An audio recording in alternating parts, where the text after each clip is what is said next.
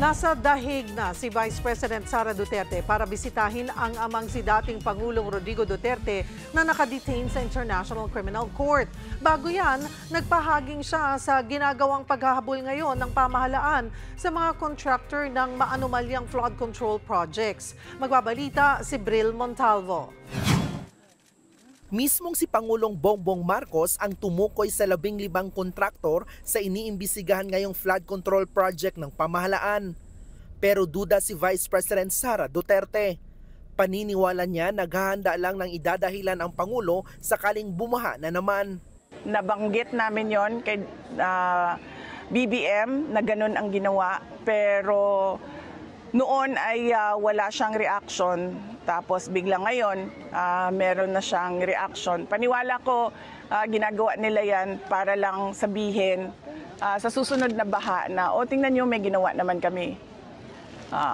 Pinaghahandaan niya lang yung excuse niya para sa susunod na baha.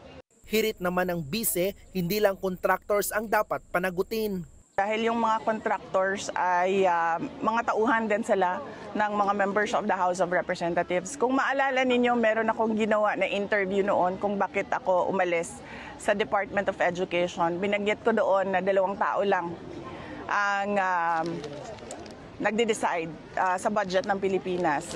Yun ay si Martin Romualdez at si Zaldico. At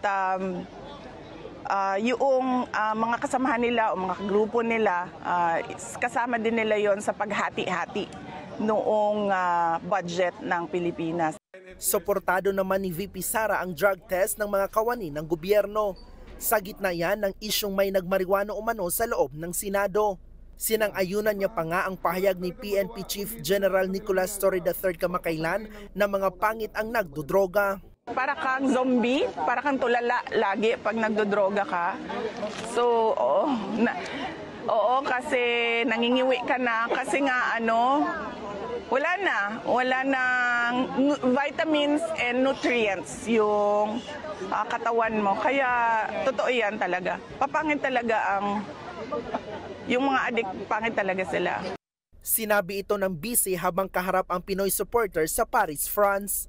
Ayon sa Office of the Vice President, nag-layover doon ang bise bago lumipad patungong dahig kung saan nakadetain ang amang si dating Pangulong Rodrigo Duterte.